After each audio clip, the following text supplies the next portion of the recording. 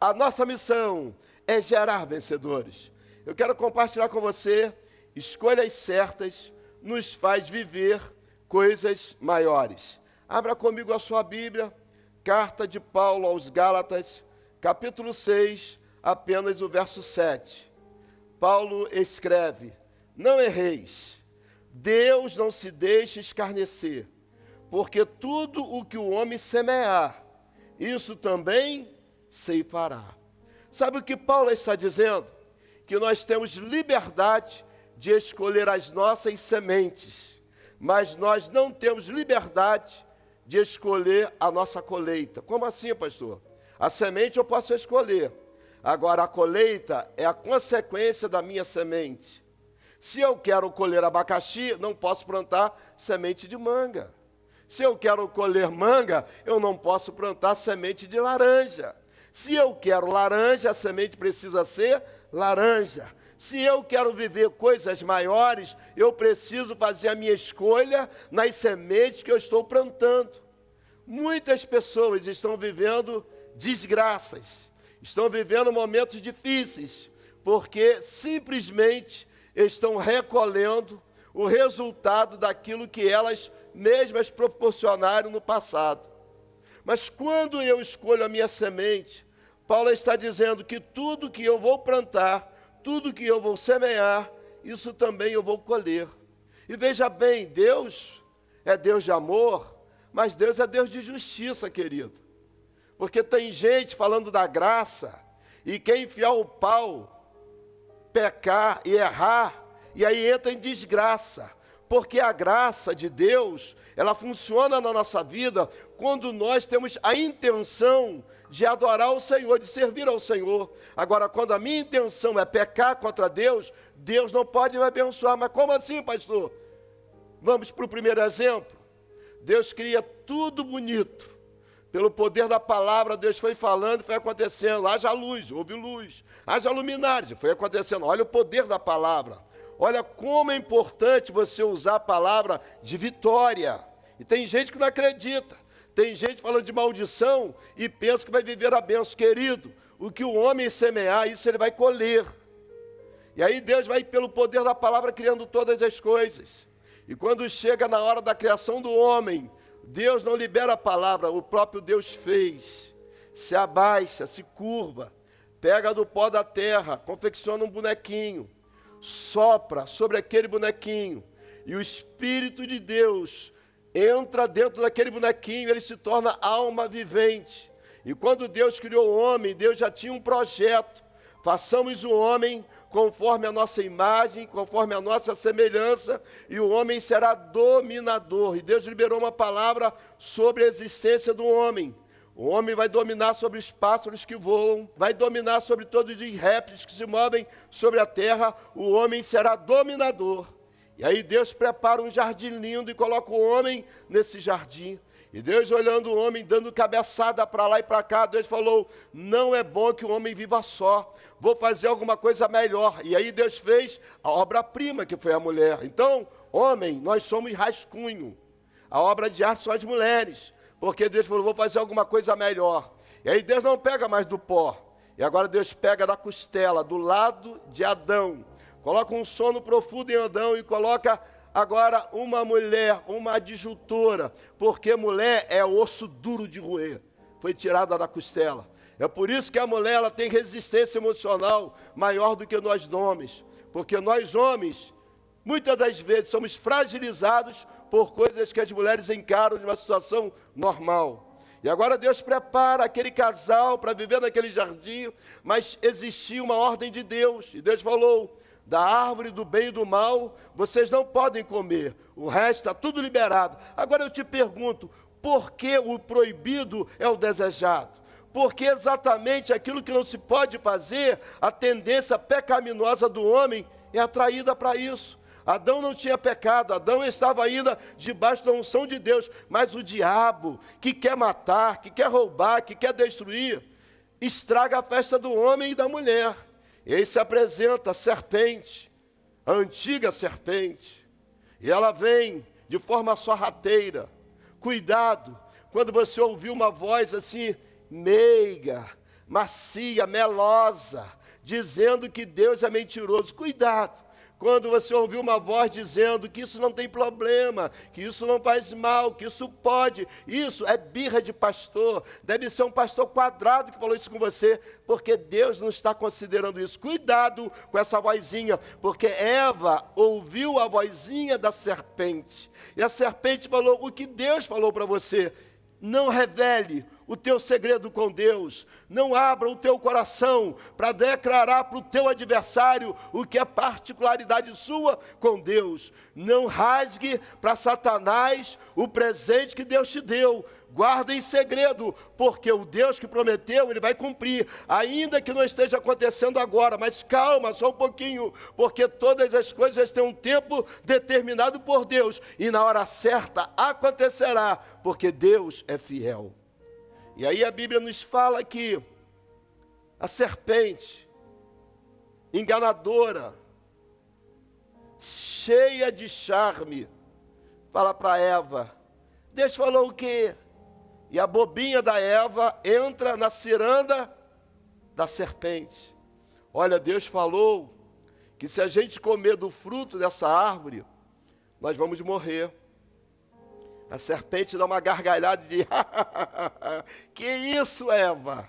Na versão de Valdir Brasil, tá? Come, Eva, que emagrece. E a bobinha, uau, então vou comer. E aí Eva come do fruto que Deus tinha proibido. E pior ainda, leva a Adão a comer também desse fruto. E Deus tinha um encontro todos os dias com o homem. Todos os dias Deus chamava o homem para conversar. Mas quando, naquele dia, veja bem, Adão não foi para o encontro. E Deus pergunta, Adão, onde estás? Por que isso aconteceu? Porque o pecado afasta o homem de Deus. Deus quer manter intimidade com o homem. Deus fez o homem semelhante a ele, para viver junto, no contato, na conversa, no diálogo, na bênção. Mas o diabo afasta o homem de Deus com o pecado. E aí Deus, Adão, onde você está? E Deus vai ao encontro de Adão. E Deus fala, por que, Adão? Você descobriu que está nu, você comeu do fruto que não podia comer. Veja bem, queridos, só existia, naquela ocasião, Adão e Eva. Por que que Deus não quebrou o galho de Adão? Por que que Deus não falou, Adão, faz de conta que eu não entendi, Adão, vamos tocar a vida que segue, não. Sabe o que Deus fez? Deus expulsou Adão e Eva do jardim que Ele tinha preparado. Então disse o Senhor Deus, eis que o homem é como um de nós, sabendo o bem e o mal. Ora, para que não estenda a sua mão e tome também da árvore da vida e come e vive eternamente, o Senhor Deus, pois, o lançou fora do jardim do Éden para lavrar a terra de que fora tomado. Está entendendo? Quando esse princípio de Deus é quebrado, tudo que o homem semear, isso ele vai colher. Essa palavra se cumpre.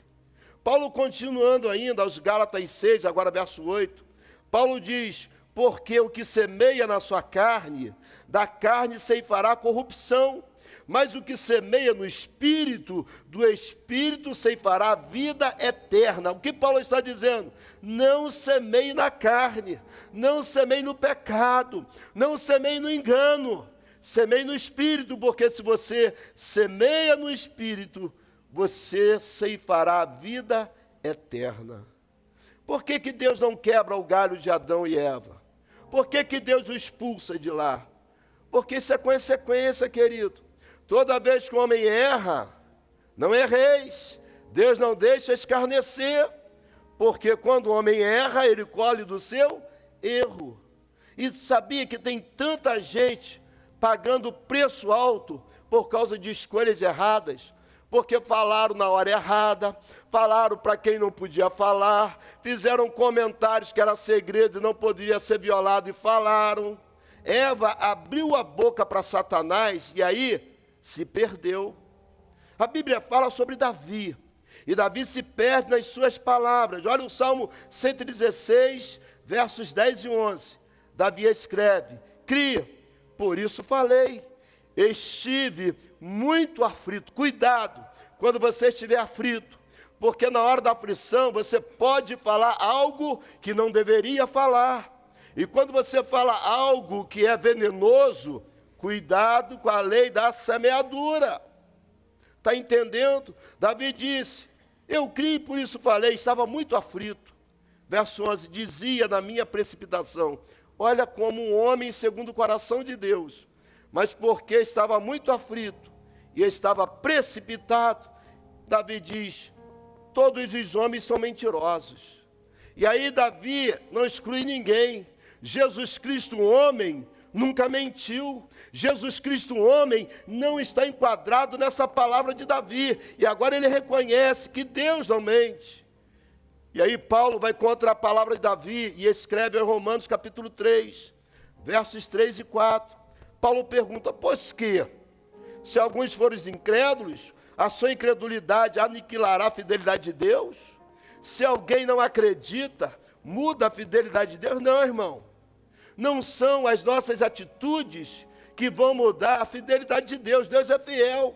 E a palavra é clara, ainda que sejamos infiéis, Deus permanece fiel, porque a natureza de Deus é uma natureza que não volta atrás, que não peca, que não se corrompe. Deus é santo.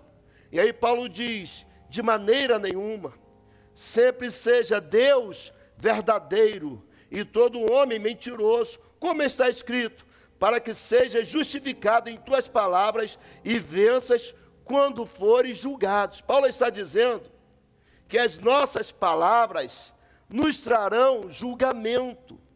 Paulo está falando aqui que as nossas atitudes, elas trazem consequências para a nossa própria vida. Lembra de Moisés, depois de Jesus, o maior líder que a Bíblia fala, um homem que tinha um propósito. Deus falou, Moisés, eu vou te usar e você vai tirar com mão forte, junto comigo, o povo hebreu de dentro do Egito para uma terra que eu tenho jurado e eu darei, será a terra que manda leite e mel. E aí Moisés encara uma luta com o faraó, uma resistência com o faraó, mas porque Deus falou que ia tirar, Deus tirou. E eles saíram em direção à terra prometida. E sabe o que acontece? Um dia o povo reclamou, Moisés, nós queremos água. Moisés, nós queremos água. Eles estavam vendo tantos milagres, porque lá em Mara, as águas amargas se tornaram doces, se tornaram salutar. Eles estavam vendo Deus mandar maná do céu, Deus mandar carne, cordonize do céu. Eles estavam vivendo milagres, mas eles agora começaram a perturbar. Nós queremos água, Moisés, você tem que dar água. Eles pilharam tanto Moisés, que Moisés ficou igual Davi, irritado. E na sua precipitação, Moisés não toca na rocha, Moisés fere a rocha. E quando ele fere a rocha, Deus ficou indignado com Moisés. E por causa dessa atitude de Moisés, ele não entrou na terra prometida. Cuidado com as suas precipitações, porque precipitações pode tirar o teu prêmio. Cuidado com palavras erradas. Cuidado com os depoimentos que você está dando, porque você está irritado. Cuidado para você não entrar na pilha do povo irritado, ficar xingando palavrão. Cuidado para você não entrar na pilha do povo irritado, falar besteira. Se Deus te escolheu, se Deus tem um plano na sua vida, se controla. Deixa Deus ser Deus na sua vida, deixa Deus trabalhar no seu emocional, deixa Deus te curar na saúde emocional. Porque por causa da pilha do povo, Moisés não entrou. É isso mesmo. Já viu um ratinho? Quando alguém encurrala um ratinho, bota ele no canto, ele vem para cima, ele é um ratinho. Parece inofensivo, mas quando alguém coage o rato, ele pula para cima. Palavras que nos condenam. Sabia que existem palavras que trazem condenação para a nossa vida? Por exemplo, o exemplo de Isaías, profeta. Capítulo 6 do livro de Isaías, diz que no ano que o rei Uzias morreu, Isaías viu ao Senhor. Agora, quem era esse profeta?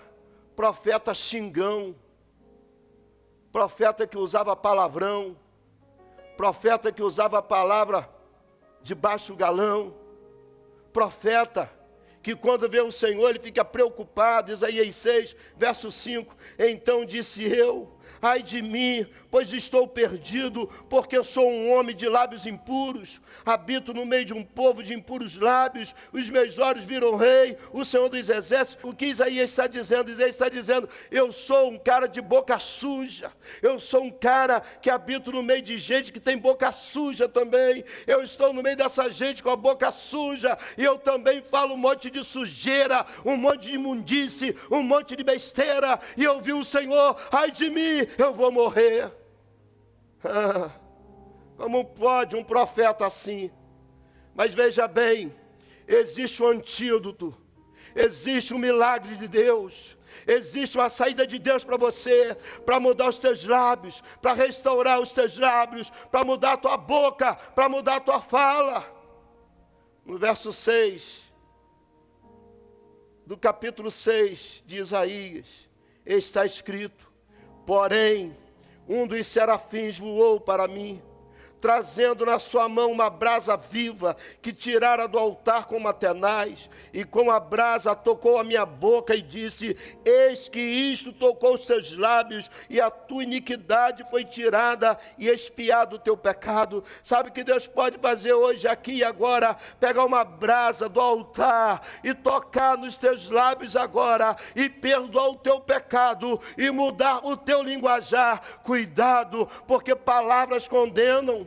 Cuidado, porque o muito falar pode trazer condenação. É melhor você ouvir do que falar. Eu tenho relutado isso na minha vida. Deus falou comigo: eu te dei 2 ouvidos, por quê? E só te dei uma boca. Será que você não está entendendo que pelo menos você tem que ouvir o dobro e falar só a metade?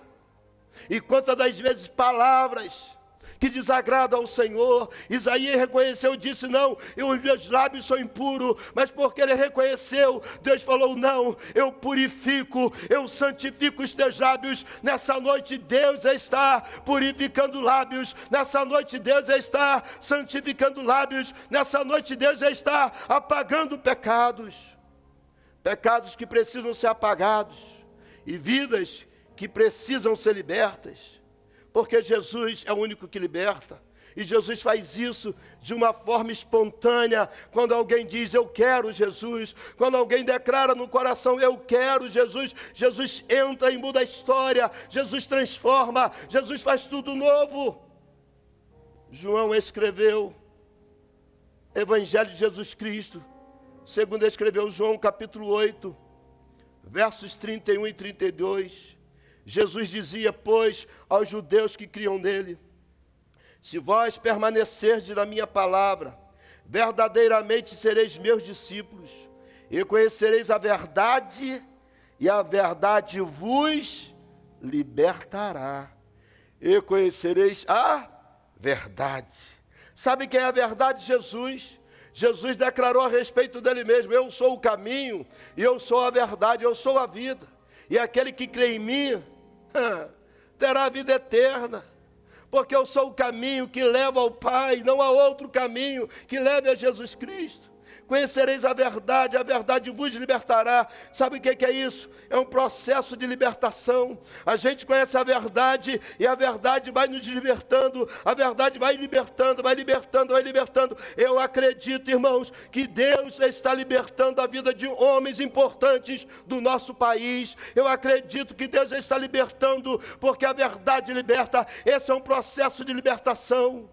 Nós temos aqui toda quarta-feira a quarta da vitória. E sabe que culto é esse? É um culto de libertação, é um processo. Pessoas que vêm para Jesus, e Jesus vai libertando, vai restaurando, vai mudando a história. Um processo de libertação. Um dia Jesus falou com Pedro, e Pedro estava todo metido. Não, porque eu não nego, eu não volto atrás, eu estou contigo, eu morro no teu lugar. Lucas 22, 31 e 32. Disse também o Senhor: Simão, Simão, eis que Satanás vos pediu para vos cirandar como trigo, mas eu roguei por ti, para que a tua fé não desfaleça. E tu, quando te converteres, confirma teus irmãos. Mas será? Já estava perto de Jesus ir para a cruz, já estava encerrando o ministério. de Jesus aqui na terra. Como homem, ele estava aqui na terra.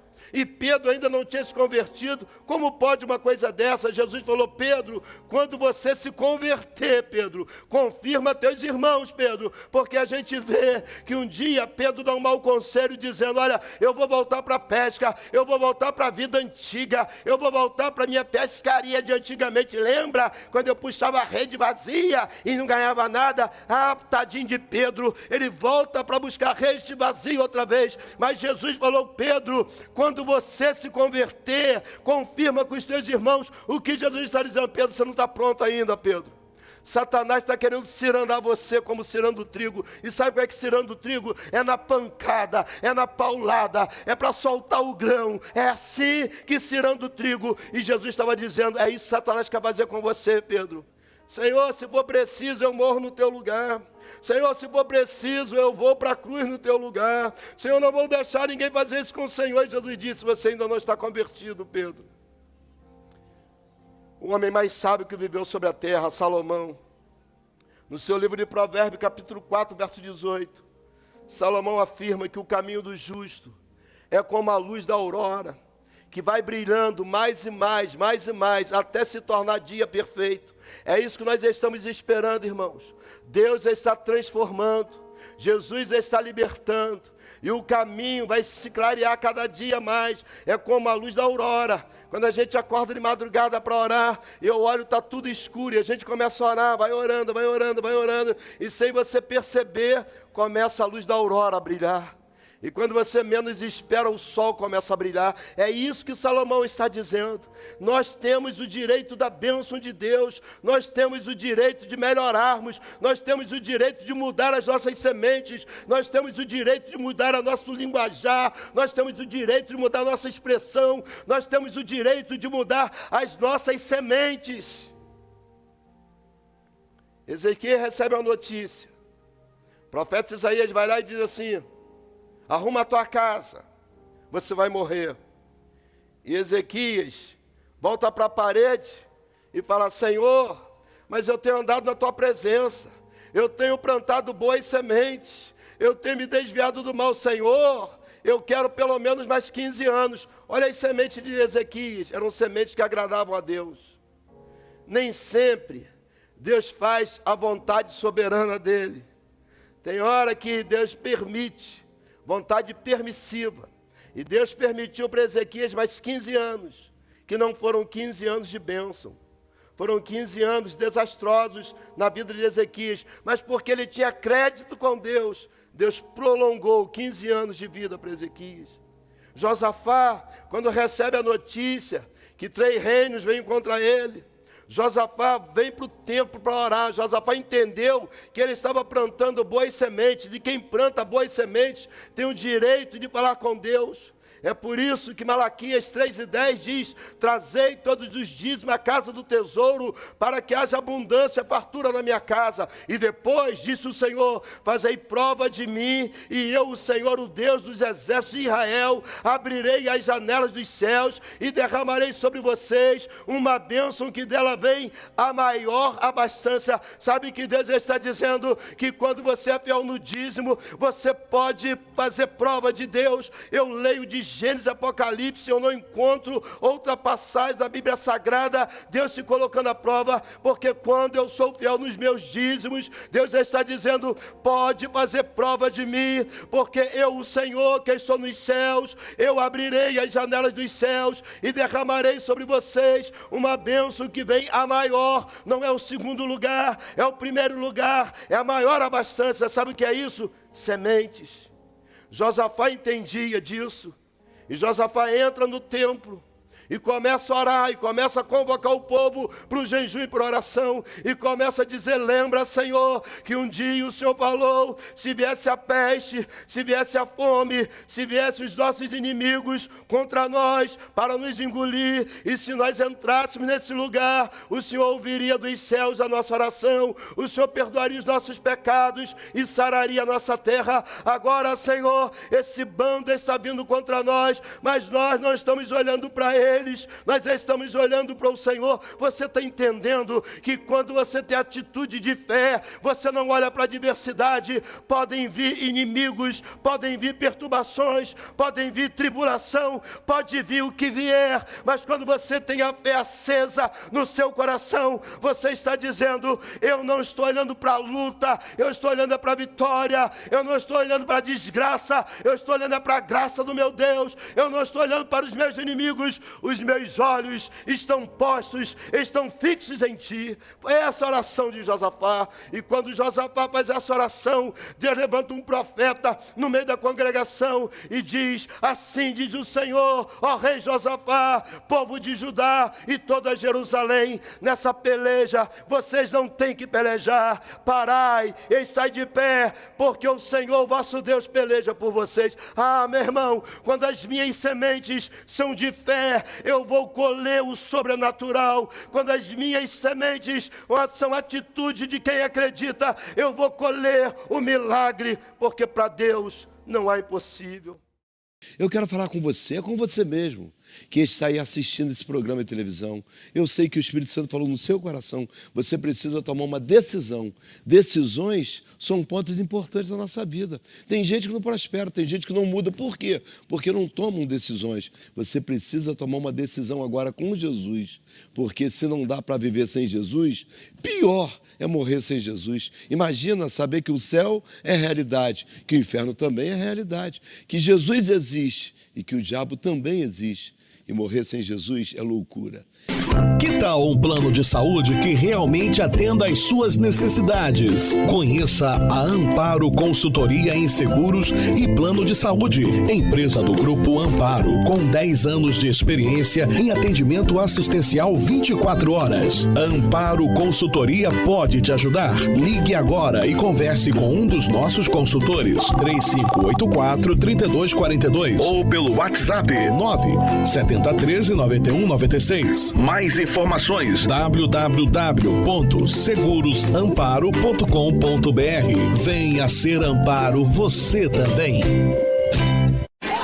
Rio Ambulâncias, uma excelente opção para transporte eletivo de pacientes entre hospitais, residências, clínicas e exames. Veículos novos com equipamentos completos para remoções complexas.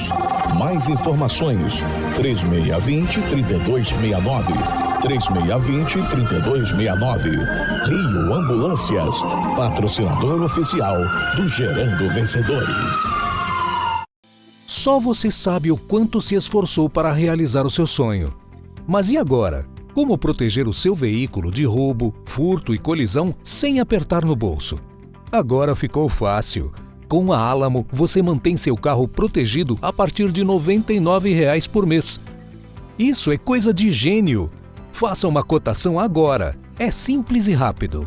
Alamo, genial é estar protegido.